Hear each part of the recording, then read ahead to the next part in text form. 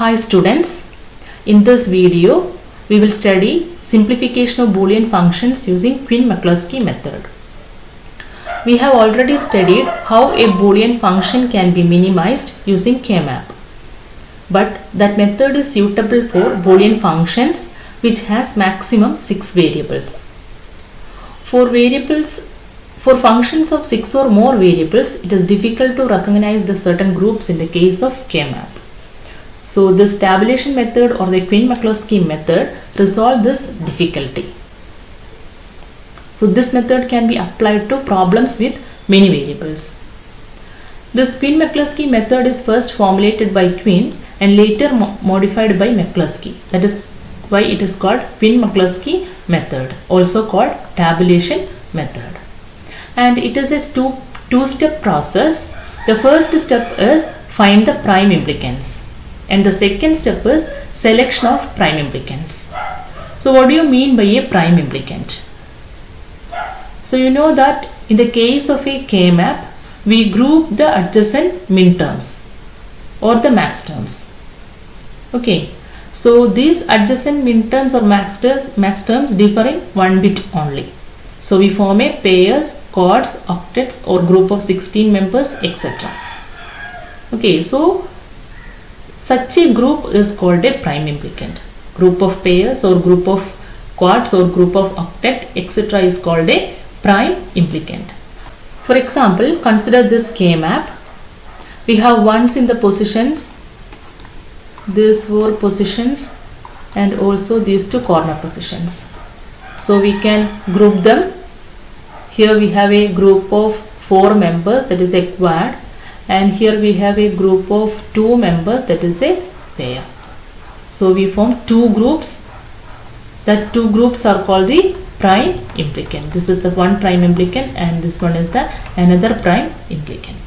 So group of members, group of pairs, quads or octets or 16 members are called the prime implicants. Okay. So each square or rectangle made up of bunch of adjacent min term is called a subcube. Each subcube is called a prime implicant. In the case of max terms, instead of this one we have zeros. So we group the zeros. So in that case the prime implicant is called false prime implicant. False prime implicant. In the case of max terms, the prime implicant is called false prime implicant. Okay. So next step is selection of prime implicants. So we have different types of prime implicants. So second step in the Quine-McCluskey method is select the prime implicants with minimum number of literals. Okay. So what are the different types of prime implicants? First one is essential prime implicant. Essential prime implicant means a prime implicant which contains at least one which cannot be covered by any other prime implicant. Okay, for example, suppose we have a K-map like this and ones in these positions.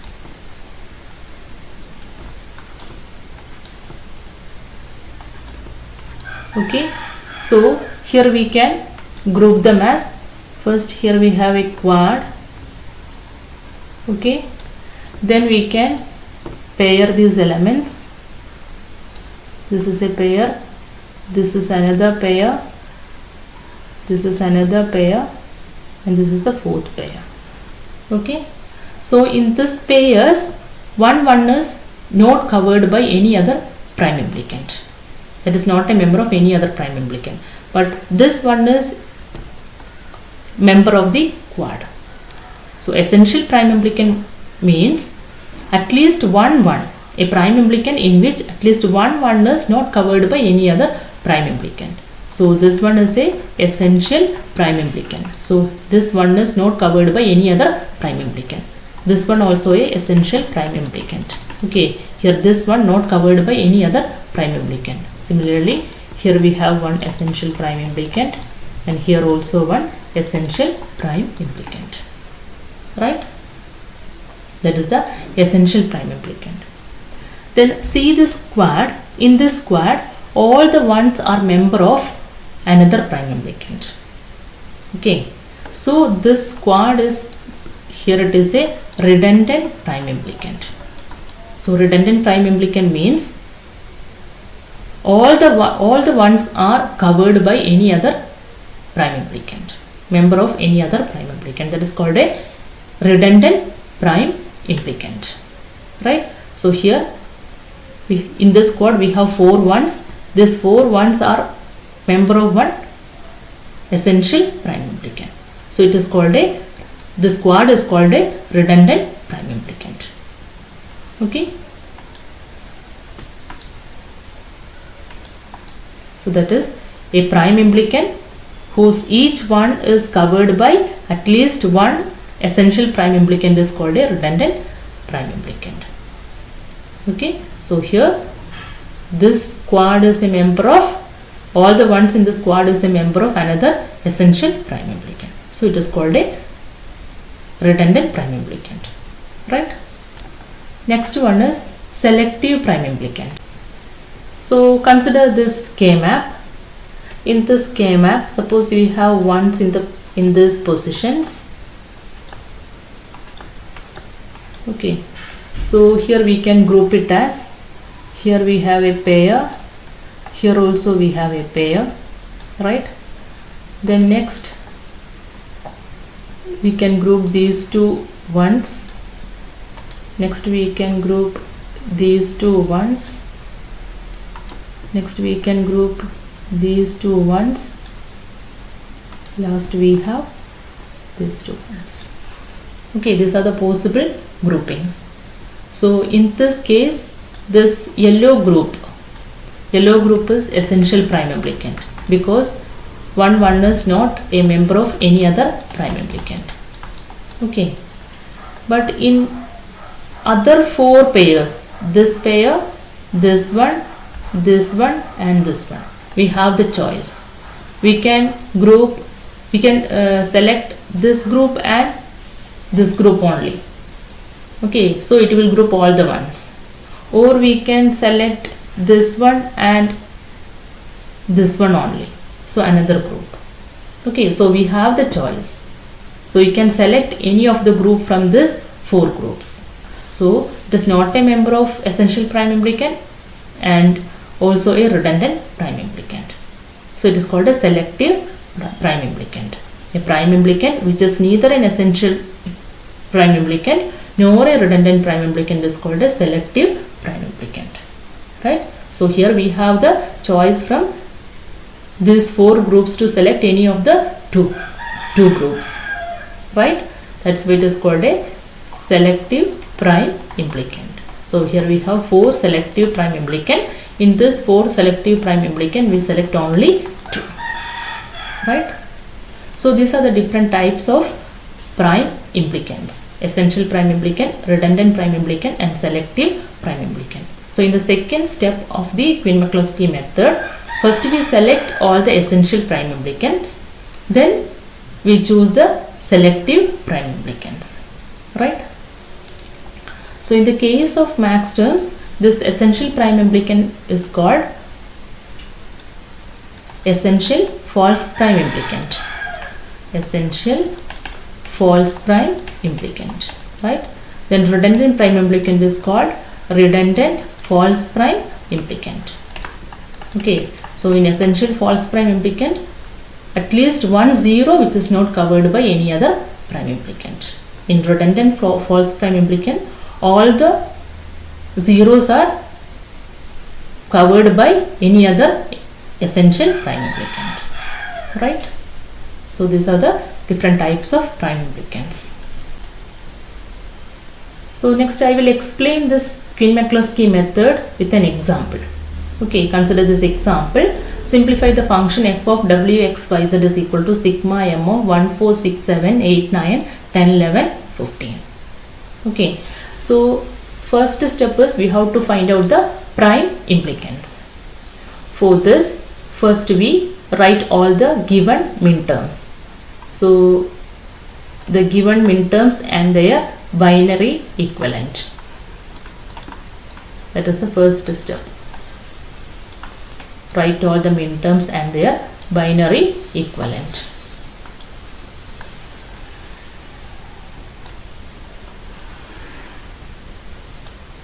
So here the given minterms are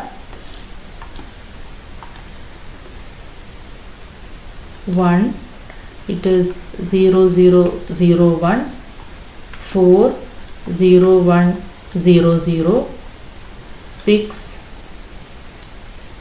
0 1 1 0, 7 0 1 1 1, 8 1 0 0 0, 9 1 0 0 1, 10 1 0 1 0, 11 1 0 1 1, 15 1 1 1 1. Okay.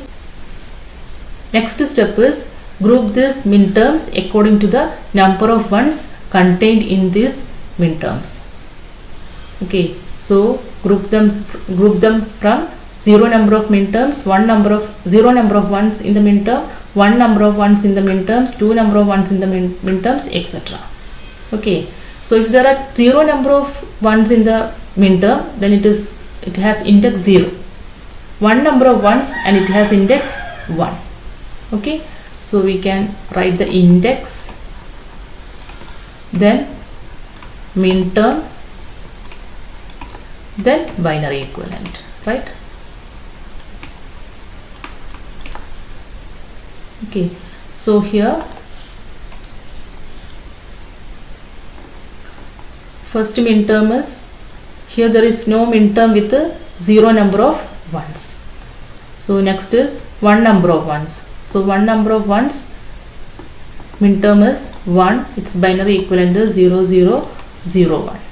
Okay, so we select this one. When you select a minterm, put a tick mark.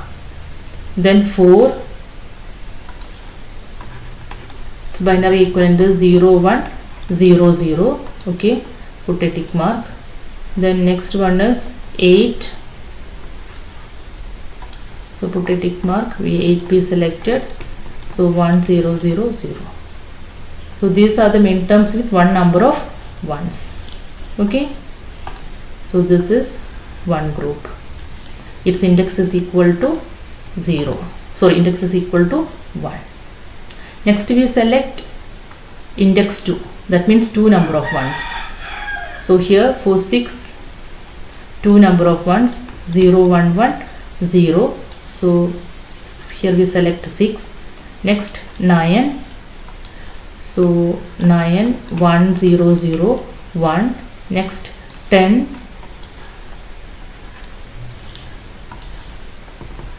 1 0 1 0. Okay, so these are the minterms with 2 number of ones. Next we select 3 number of ones. Index is equal to 3. So for index is equal to 3 we have 7 0 1 1 1, then 1 0 1 1, that is 11, 1 0 1 1. So put a tick mark for 7 and 11. Then last we have minterm with 4 number of ones. Okay, that is index 4, minterm 15, binary equivalent is 1 1 1 1. Right. Next step is compare each term in the lowest group with every term in the succeeding group. That means group 1 is compared with group 2. Every element in the group 1 is compared with every element in the group 2. Then every element in group 2 is compared with every element in group 3, and group 3 is compared with group 4, like that. Then we check whether there is any two terms differ by 1 bit. Okay. So if there are two terms differ by 1 bit, then we group them. Right? So first we compare the first element, that is 0 0 0 1 with 6 0 1 1 1 0. Okay. So here it is differ by more than 1 bit. So we can consider 1 and 6. Next we consider 1 and 9. 1 and 9 is differ by 1 bit. Okay. So we select 1 and 9. Okay. So when you select 1 and 9, it is differ by the first bit. So put a dash in the dash for the first bit, and the remaining bits are same, 0 0 1. Okay, then put a tick mark for 1 and 9, right? Next we select 1 and 10. When you select 1 and 10, it is differ by more than 1 bit, so we can consider that. Okay, then next 4 and 6. So 4 and 6 differ by 1 bit. Okay, so we can put a tick mark here. Then we select 4 and 6. Okay, when you select 4 and 6, 0 1 dash 0, 0 1 dash 0. Okay, next 4 and 9. When you compare 4 and 9, it is differ by more than 1 bit. Okay, then 4 and 10. When you consider 4 and 10, it is also differ by more than 1 bit. Next is 8 and 6. 8 and 6 also differ by more than 1 bit. 8 and 9. 8 and 9 differ by 1 bit. So we can consider 8 and 9. Okay, when you consider 8 and 9, 1 0 0 dash, 1 0 0 dash. Put a tick mark for 8. 9 is already tick. 9 already have a tick. Then next consider 8 and 10. When you consider 8 and 10, again differ by 1 bit. So 8 10. So here it is 1 0 dash 0. Okay, put a tick mark for 10 also. So we compare all the elements in first and second. Okay, so this is the first group. Next we compare second and third. When you compare second and third, first compare 6 and 7. When you compare 6 and 7, it is differ by 1 bit. So 6 and 7, 0 1 1 dash. Okay, put a tick mark for 7. Next compare 6 and 11. When you compare 6 and 11, it is differ by more than 1 bit. Okay, so we can consider that. Next 9 and 7. 9 and 7 also differ by more than 1 bit. Then 9 and 11. 9 and 11 differ by only 1 bit. So we can consider that 9 and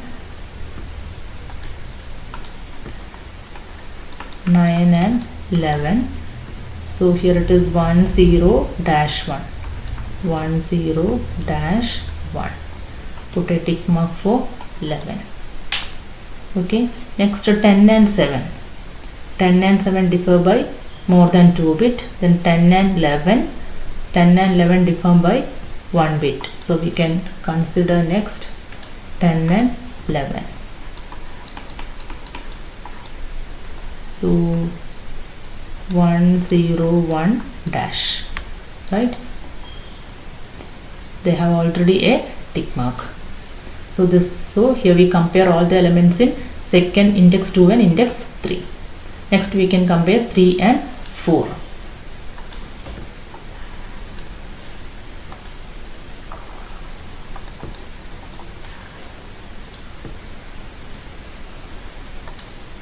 So compare 7 and 15. 7 and 15 differ by 1 bit.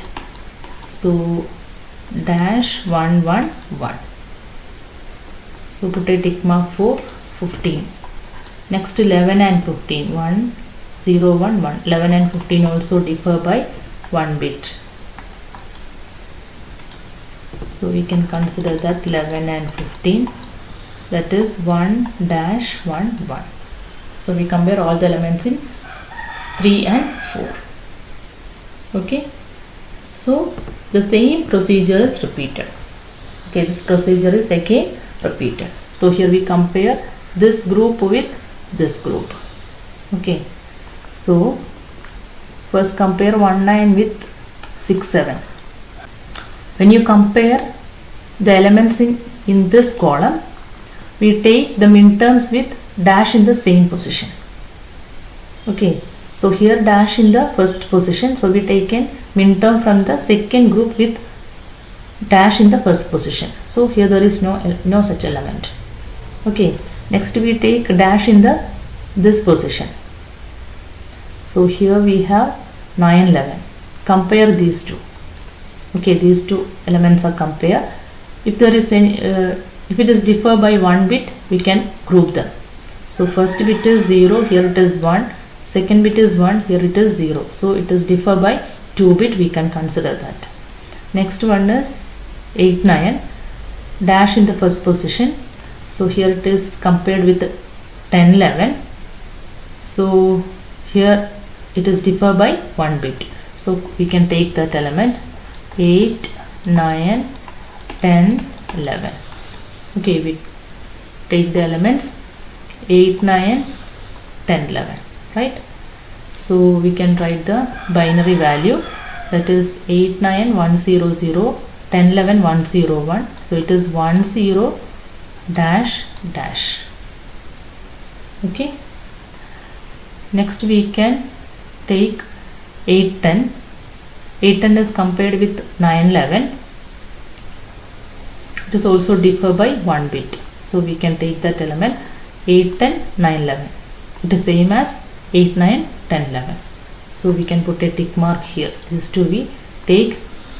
These two elements are taken and we get the same group 8, 9, 10, 11. Right? So we compare all the elements in the first group and second group. Next we can compare second group with the third group. First element is 6, 7. Here the dash is in the first position. Here there is no element with dash in the first position. Okay. So we take the second 9, 11. Dash in the second position. Here there is no element with the dash in the second position. Then take 10, 11. Here also no element with the dash in the first position. Okay. So we can't make any groups. Okay. So this is the end of the grouping. So the prime implicants are, this is one prime implicant, that is P. We can name the prime implicants. This is the prime implicant P. This is the prime implicant Q, R, S, T, U. Okay, that means we consider all the prime implicants which have not a tick mark. Here all have tick mark, here also all have tick mark. Right? So the second step is select the prime implicants with least number of literals. So for doing the second step, we draw a prime implication chart. So prime implication chart is a table. The rows represents the prime implicants and columns represents the min terms. Okay. So in the given question we have 1, 2, 3, 4, 5, 6, 7, 8, 9 min terms. Right? So we have 9 columns and here we have 1, 2, 3, 4, 5, 6 prime implicants. So we have 6 rows. So we can draw a table with 6 rows and 9 columns. So this is the prime implication chart with 6 rows and 9 columns. So we can write the min terms in columns. So the min terms are 1, 4, 6, 7, 8, 9, 10, 11, 15. Then we can write the prime implicants in the rows. So the first prime implicant is 8, 9, 10, 11, P. 8, 9, 10, 11, that is P. Okay. Then next prime implicant is 11, 15. 11, 15, then 7, 15. 11, 15, that is Q. Then 7, 15, that is R. Okay. Then we have S. 6, 7, S. 4, 6, T. 6, 7, 4, 6. 6, 7, 4, 6. S, T. Then last one U. U is 1, 9. So here it is 1, 9. Okay. Next, mark X at the intersection of the columns corresponding to minterms covered by the prime implicant.